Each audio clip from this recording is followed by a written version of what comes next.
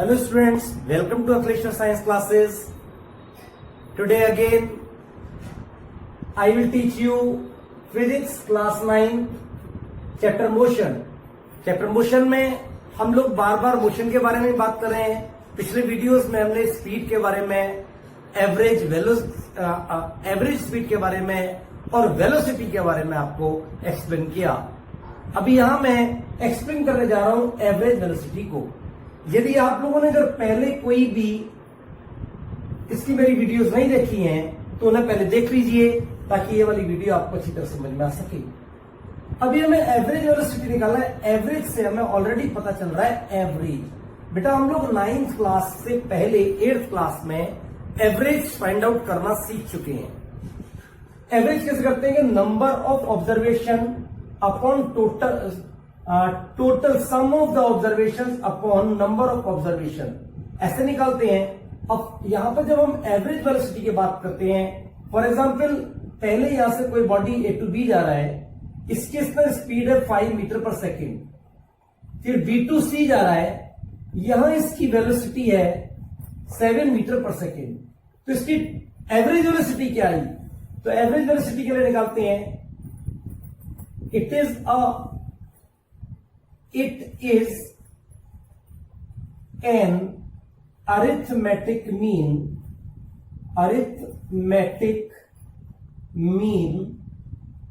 का मतलब बेटा एवरेज ही होता है. अरिथमेटिक फॉर्म में हमें निकालना है. It is an arithmetic mean of the initial and final velocity. Initial INITIAL initial and final velocity.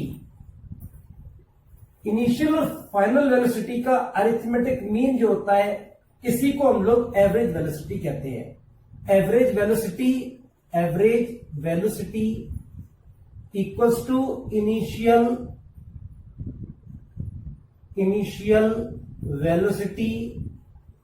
Velocity plus final velocity upon 2. ये दो वेलोसिटीज हैं इसलिए इसको मैंने बोल दिया अपॉन 2. क्या बोल दिया मैंने? इसको अपॉन 2 बोल दिया.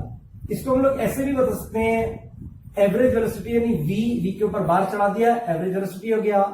और इनिशियल वेलोसिटी को बोलते हैं u प्लस v अपॉन 2.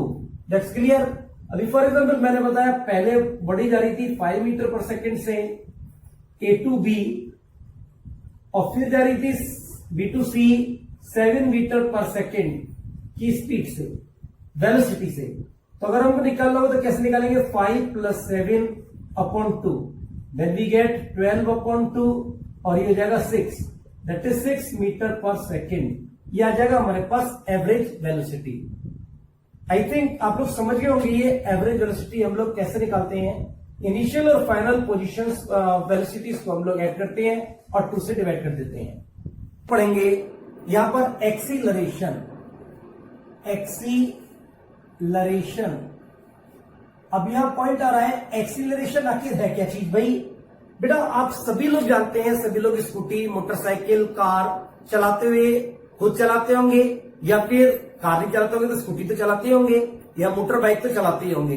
तो मोटर बाइक चलाने में हम लोग देखते हैं कि हमें एक्सीलेटर देना होता है. एक्सीलेटर से यानी वहीं से मिला ये वर्ड हमें एक्सीलरेशन. अब एक्सीलरेशन में क्या होगा? एक्सीलरेशन करता क्या है? या तो वेलोसिटी यानी स्पीड को कम करता है या फिर वेलोसिटी को वो इंक्रीज करता है. तो यह दो काम करता है, या वेलोसिटी को कम करेगा या फिर वेलोसिटी को बढ़ा देगा. तो इसे कैसे हम एक्सप्लेन करेंगे? Change in velocity. आप लोगों को एक बात याद रखना है, चेंज इन वेलोसिटी. अब क्या change in velocity? For example 10 metre per second की स्पीड से चल रहा था गाड़ी, 10 मीटर पर सेकेंड की स्पीड से चल रही थी और उसके बाद एकदम से ए टू बी तक गया वो और फिर वो हो गई 20 मीटर पर सेकेंड. अब यहां से जो चेंज हुई स्पीड तो इसमें कुछ कॉमन सी बात है, टाइम भी लगा होगा. सपोज टाइम लग गया टी टाइम लग गया, जो भी टाइम लगा, तो change in velocity per unit time बोल सकते हैं, या फिर यहां लगाते हैं हम rate of change in velocity of the body is called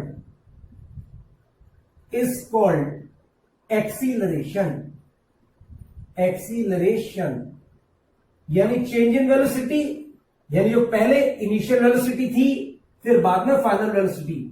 ये जरूरी नहीं कि इनिशियल वेलोसिटी कम हो और फाइनल वेलोसिटी ज्यादा हो, ये ज्यादा और कम भी हो सकता है। अगर मैं ऐसे भी कर सकते हैं, A2 पहले यहां पर 20 मीटर पर सेकेंड है स्पीड, और फिर उसके बाद आगे 10 मीटर पर सेकेंड स्पीड हो जाएगी। ये A2B 20 थी और B2C 10 मीटर यानी कम थी, कुछ भी हो सकता है। यानी ये फाइनल वेलोसिटी है, इसको V बोलूंगा और इसको U, यहां पर इसको U और यहां पर इसको V। तो क्या होगा यहां पर चेंज इन वेलोसिटी यानी acceleration equals to final velocity minus initial velocity upon time taken. यहां हो जाएगा ए, एक्सेलरेशन को ए से डिनोट किया, फाइनल वेलोसिटी को V और U को माइनस कर दिया, और T टाइम टेकन T। इस तरीके से ये एक्सेलरेशन हो गया हमारे पास। एक्सेलरेशन हम ऐसे निकालेंगे। अब मेन पॉइंट आता है SI यूनिट ऑफ एक्सीलरेशन। इसका SI यूनिट क्या होगा? ये वेलोसिटी का SI यूनिट होता है मीटर पर सेकेंड, और टाइम का अपॉन हो जाता है फिर से सेकेंड, नीचे कुछ नहीं तो 1, ये इसके साथ, तो निकल के आएगा, वैल्यू आ जाएगी मेरे पास मीटर अपॉन सेकेंड स्क्वायर। इसी को और मैं लिख सकता हूं metre into second to the power of -2। जब नीचे जो भी पावर होती है अगर हम इसे ऊपर ले जाते हैं तो साइन चेंज होकर जाता है, ये मैं आपको पहले भी बता चुका हूं। That's clear. अब नेक्स्ट पॉइंट, एक्सीलरेशन की फिजिकल क्वांटिटी क्या है? Acceleration is a vector quantity. कौन सी क्वांटिटी है ये? Vector quantity. ये वेक्टर क्वांटिटी क्यों है? क्योंकि यहां मैग्नीट्यूड भी होता है और एज वेल एज डायरेक्शन, क्योंकि वेलोसिटी में डिस्प्लेसमेंट होता है बेटा, displacement per unit time, that is called velocity. तो वो वेक्टर क्वांटिटी है वेलोसिटी, तो ये भी वेक्टर क्वांटिटी ही होगा। बेटा यहां हमने अभी दो बातें और पढ़ी। एक पढ़ा कि वेलोसिटी चेंज हुई, इंक्रीज करी। एक बार देखा वेलोसिटी डिक्रीज करी, यहां 10 मीटर पर सेकंड से 20 मीटर पर सेकंड में गई, या 20 मीटर पर सेकंड से 10 मीटर पर सेकंड में गई। या फिर एक और तीसरी कंडीशन बनती है, ए पर A2B 20 मीटर पर सेकंड की स्पीड थी और B2C भी 20 मीटर पर सेकंड की स्पीड थी, यानी यहां पर स्पीड चेंज नहीं हुई, यहां स्पीड कम हो गई और यहां स्पीड ज्यादा हो गई। अब यहां पर जब ज्यादा हो गई तो एक्सीलरेशन आएगा पॉजिटिव। क्या आएगा? एक्सीलरेशन पॉजिटिव होगा क्योंकि इंक्रीज कर रहा है। और यहां एक्सीलरेशन कैसा होगा? एक्सीलरेशन नेगेटिव हो जाएगा, नेगेटिव। और यहां एक्सीलरेशन क्या होगा बेटा? जब यूनिफॉर्म स्पीड में चल रहा है, यूनिफॉर्म वेलोसिटी में जा रहा है, तो हो जाएगा एक्सीलरेशन 0 हो जाएगा, क्योंकि चेंज इन वेलोसिटी 20 - 20 0 अपन जो भी टाइम लग रहा होगा, इसमें जो भी टाइम लग रहा होगा, टी टाइम लग रहा है, तो वो भी टी टाइम से डिवाइड कर दिया जाएगा, और 20 में से 20 माइनस होगा 0, तो होल वैल्यू इसकी 0 ही आ जाएगी। That's clear. शायद मैं समझता हूं अभी आपको एक्सीलरेशन के बारे में पूरा पॉइंट क्लियर हो गया होगा। नेक्स्ट यहां पर एक और पॉइंट बताऊंगा मैं, retardation, RETAR retardation, DATION, retardation, इसी को हम लोग डेसिलरेशन भी बोलते हैं। डेसिलरेशन या रिटार्डेशन कुछ भी बोला एक ही बात है। इसको क्या बोलते हैं, इसको कैसे डिफाइन करेंगे? Negative acceleration, negative acceleration is called retardation, is called retardation। जब भी रिटार्डेशन, एक्सीलरेशन जब नेगेटिव आएगा तो हम लोग बोलेंगे रिटार्डेशन हो रहा है। इसका मतलब वेन एवर द स्पीड यानी वेलोसिटी डिक्रीजेस, जब डिक्रीजेस हो रही होगी वेलोसिटी, तब हम उसको बोलेंगे retardation. For example, the body is moving in 20 metre per second and after 5 seconds it stops, it becomes in rest, then we say retardation is going on। वहां acceleration minus में जा रहा है और माइनस में जब एक्सीलरेशन जाएगा तो उसे हम लोग क्या बोलेंगे? रिटार्डेशन। That's clear. अभी यहां पर बेटा एक्सीलरेशन बोले या रिटार्डेशन बोले, दोनों में से कोई भी चीज हो सकती है तो दोनों एक्सीलरेशन ही, क्योंकि एक्सीलरेशन को ही नेगेटिव करने पर रिटार्डेशन बन जाता है। अब बारी आती है एक्सीलरेशन कितने तरीके का होता है, how many types of acceleration are there. Acceleration is of two types, two types, दो तरीके का एक्सीलरेशन होगा। एक होगा यूनिफॉर्म एक्सीलरेशन, यूनिफॉर्म एक्सीलरेशन और एक होगा non uniform acceleration, non uniform acceleration. अब यूनिफॉर्म एक्सीलरेशन में क्या होगा? व्हेन बॉडी मूव्स या वेलोसिटी है, when body changes its velocity at uniform rate, velocity को चेंज करता है, माइनस में भी कर सकता है और प्लस में भी कर सकता है, इंक्रीज भी कर सकता है, डिक्रीज भी कर सकता है।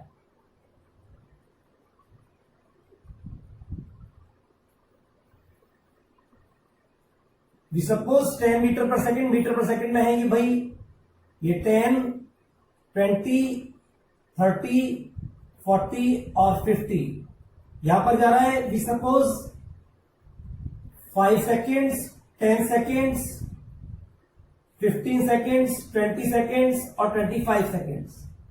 अभी 5 सेकेंड में उसकी वेलोसिटी थी 10 और नेक्स्ट 5 सेकेंड में हो गई इसकी 20, अगले 5 सेकेंड में हो गया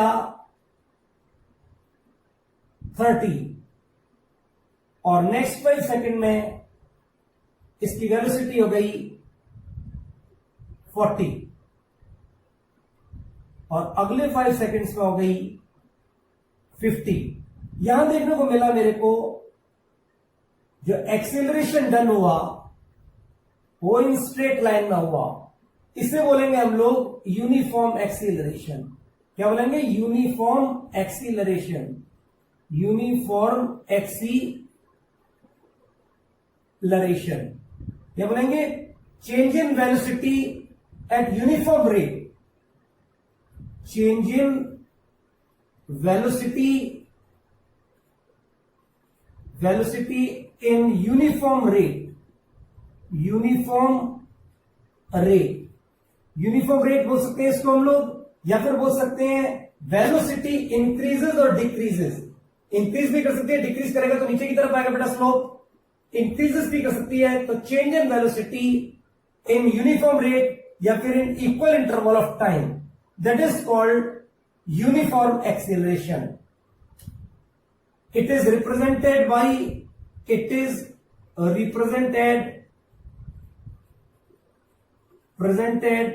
by straight line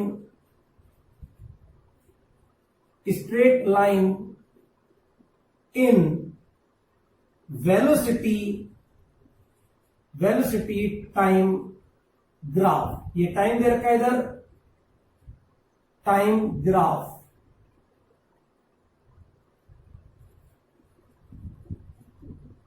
अगर नॉन यूनिफॉर्म के बारे में बात करेंगे तो कैसे करेंगे? या फिर वही वेलोसिटी टाइम ग्राफ बनाएंगे हम लोग, स्पीड टाइम ग्राफ भी लिख सकते हैं, वेलोसिटी और इधर है टाइम, या वही 5 सेकेंड्स, 10 सेकेंड्स, 15 और 20 और 25 सेकेंड्स। यहां मेरे को दे रखा है 10, ये मीटर पर सेकेंड में बेटा दे रखा है, मीटर पर सेकेंड, 20, 30, 40 और 50। यहां देखो 5 सेकेंड्स में ये इसकी स्पीड है 10, और 10 सेकेंड्स के बाद हो जाती है सपोज कीजिए इसकी 28, और 15 के बाद और ज्यादा बढ़ जाती है इसकी वी सपोज 48, और 20 में आगे और बढ़ जाती है ये बढ़ जाती है 50, और 25 में सॉरी 60 हो गया ये, और फिर उसके बाद 25 में चला जाता है आगे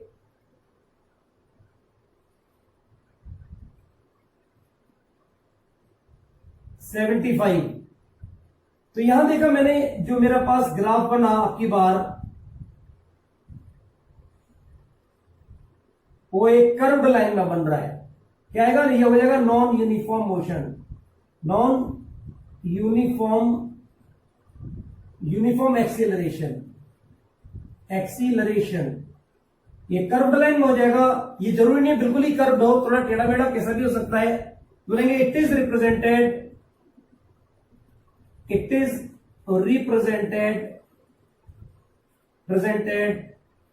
by curved line, ये कर्व्ड है, ये स्ट्रेट लाइन थी, कर्व्ड लाइन इन वेलोसिटी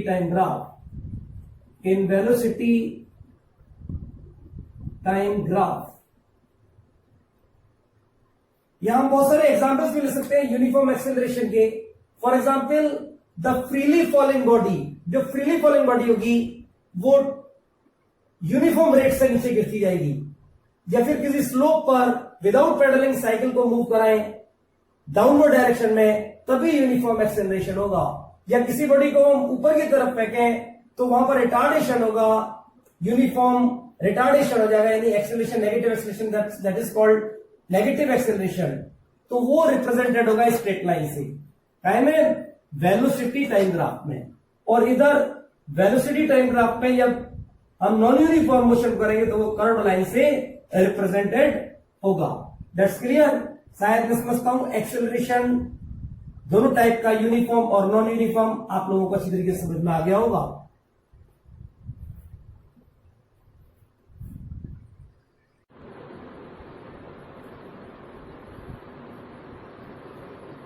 अभी बेटा मैं यहां कुछ और ग्राफ्स के बारे में बात करता हूं। पहले मैं बात करता हूं distance time graph, distance time graph. Distance time graph की तरीके से मैं डिस्प्लेसमेंट टाइम ग्राफ को भी कर सकता हूं। जैसे भी सपोज मेरे पास यहां ये डिस्टेंस दे रखा है in metre, distance in metre, और ये दे दिया टाइम, टाइम दे दिया in seconds. Whenever uniform rate में equal distance travel in equal interval of time, equal distance travelled in equal interval of time, तो ग्राफ जो बनेगा वो स्ट्रेट लाइन में बनेगा।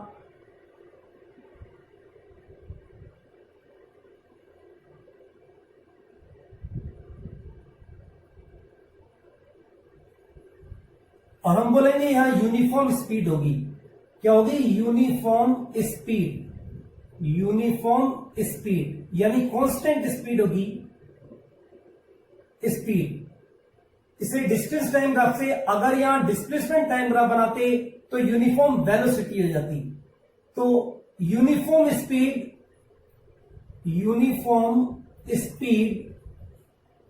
Is represented by straight line in distance time graph, distance time graph। यही condition अगर non uniform rate में distance travel कर रहा होता, यहां डिस्टेंस है और यहां टाइम, तो यहां पर कर्व्ड लाइन शो कर रहा होता। कर्व्ड लाइन होता तो नॉन यूनिफॉर्म स्पीड, क्या हो जाता? Non uniform speed. और अगर ये डिस्प्लेसमेंट टाइम होता तो नॉन यूनिफॉर्म वेलोसिटी हो जाती। नॉन यूनिफॉर्म स्पीड, अगर डिस्प्लेसमेंट होता तो वेलोसिटी हो जाता। Speed is represented by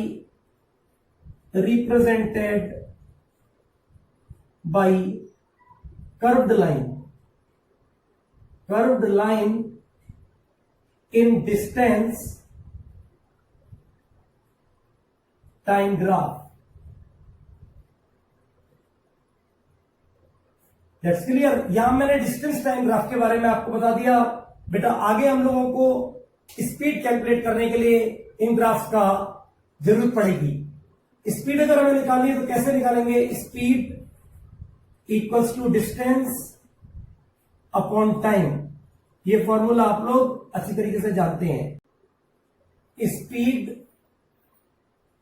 time graph,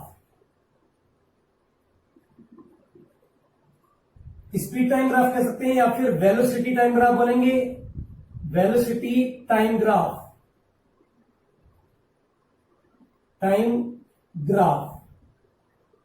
बस फर्क इतना होगा, जहां मैं स्पीड लिखूंगा वहां वेलोसिटी लिख जाएगा। ये बेटा मेनली 3 प्रकार के होते हैं। पहला होता है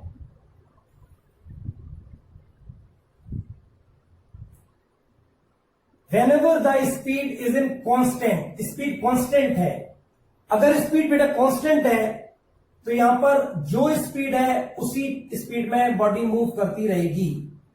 गिवन टाइम में बॉडी मूव करती रहेगी। जैसे टी टाइम लगा यहां मेरे को, टी टाइम लगा और ये कोई वेलोसिटी थी जो कि v वेलोसिटी थी, v वेलोसिटी मान लिया स्पीड थी। तो यहां तक जो बॉडी मूव करके गई ये कांच में गई कांस्टेंट स्पीड।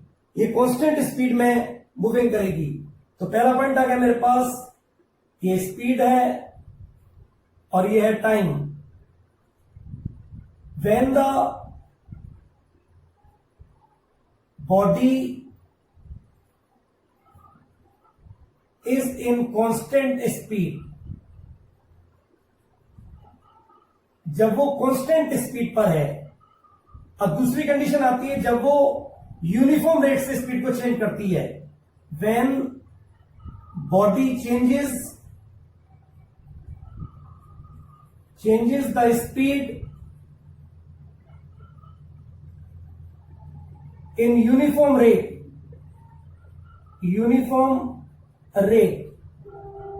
तो यहां पर एक्सीलरेशन क्या होगा? हियर इधर होगा know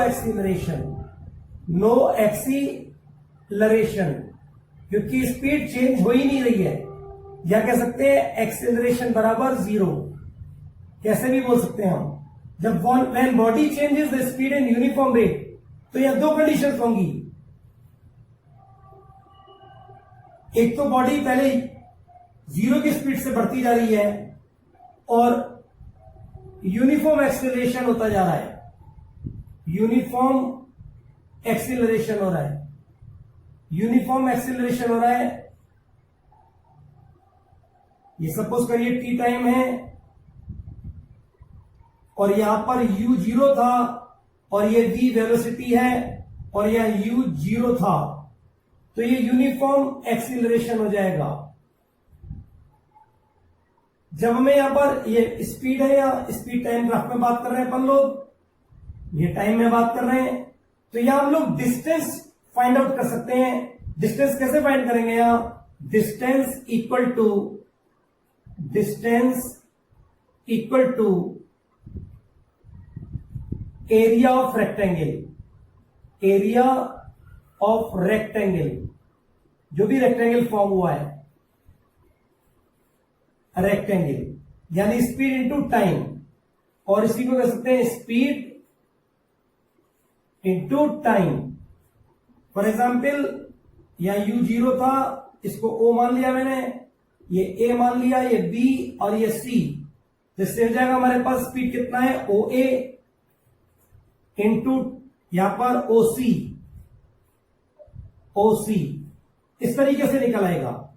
body changes the speed in uniform rate. एक और इसी तरीके से बनेगा, अगर सपोज कीजिए इनिशियल वेलोसिटी, अभी इनिशियल वेलोसिटी यहां पर u कोई वैल्यू है और फाइनल वेलोसिटी कम होती जाती है, यानी 0 हो जाती है।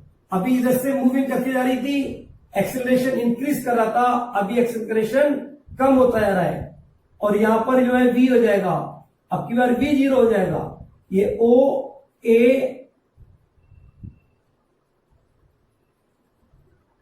B और C, यहां पर भी वही है, सेम कंडीशन, यूनिफॉर्म एक्सेलरेशन ही होगा, लेकिन यह रिटार्डेशन है। क्या हो जाएगा, यूनिफॉर्म रिटार्डेशन हो जाएगा। अगर यहां भी डिस्टेंस फाइंड करना पड़ेगा तो सेम वही तरीका होगा, distance equals to OA, O से A तक, OA इंटू OC, यानी क्या होगा, area of rectangle. That's clear. शायद ये दूसरा पॉइंट भी आपके समझ में आ गया, यानी मैं बात कर रहा हूं, whenever when u non equals to 0, जब 0 नहीं है, u 0 नहीं है, इनिशियल वेलोसिटी 0 नहीं है, तो फिर किस तरीके से बनेगा, ये वेलोसिटी है यानी स्पीड और ये टाइम। अभी मेरे पास यहां पर जो इनिशियल वेलोसिटी है 0 नहीं है, अब की बार ये कोई और वैल्यू है, यहां पर u है और यहां से ये यूनिफॉर्म रेट में मूव करता है। Body moves uniform rate. दूसरा पॉइंट बोला है, body moves in uniform rate,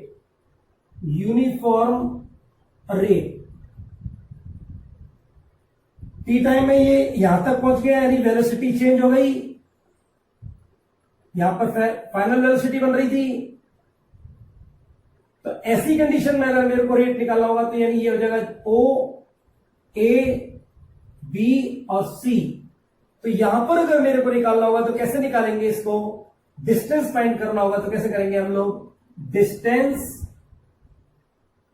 equals to, जो भी डिस्टेंस निकलेगा, एरिया ऑफ OABC, यानी ये ट्रेपीजियम हो जाएगा। ट्रेपीजियम कैसे निकलेगी वैल्यू, इक्वल्स टू 1/2 सम कर देंगे ये OA प्लस BC और इंटू OC। इस तरीके से हम लोग इसका डिस्टेंस फाइंड कर सकते हैं, यानी इसका एरिया निकाल देंगे, एरिया ऑफ OABC ट्रेपीजियम। ये क्या है बेटा, ट्रेपीजियम है, ये ट्रेपीजियम बन रहा है ना, दो पैरेलल साइड्स हैं, उनके बीच में टाइम डिस्टेंस है। That's clear. Next point, whenever acceleration is non uniform, acceleration uniform नहीं है। एक और पॉइंट रहेगा यहां पर, एक्सेलरेशन यूनिफॉर्म नहीं है, तो कैसे निकालेंगे, तो यहां पर वेलोसिटी, ये स्पीड हो जाएगी और ये टाइम। तो यहां पर जो एक्सेलरेशन होगा वो कर्व्ड लाइन में होगा, ये हो जाएगा non uniform acceleration, non uniform acceleration. शायद आपको स्पीड टाइम ग्राफ अच्छी तरीके से समझ में आ गया होगा। यदि एक दो बार इस वीडियो को देखेंगे तो आपको अच्छी तरीके से समझ में आ जाएगा। जब नॉन यूनिफॉर्म एक्सेलरेशन है तो वो कर्व्ड लाइन से दिखाएगा। कैसे दिखाएगा, कर्व्ड लाइन, कर्व्ड लाइन। और अगर यूनिफॉर्म एक्सेलरेशन है तो स्ट्रेट लाइन से दिखाएगा। और डिस्टेंस फाइंड करेंगे तो एरिया ऑफ रेक्टेंगल निकाल देंगे। यहां पर भी वही कंडीशन होगा, एरिया ऑफ रेक्टेंगल यानी OA इंटू OC करा है मैंने। और जब बॉडी U0 नहीं है उस कंडीशन में यह एक ट्रेपीजियम बनेगा। डिस्टेंस फाइंड करेंगे तो इस ट्रेपीजियम का एरिया फाइंड करेंगे। इसका फॉर्मूला होता है 1/2 सम ऑफ पैरेलल साइड्स यानी OA प्लस BC और इनटू हाइट यानी जो टाइम दे रखा है OC। That's clear. Okay, bye bye.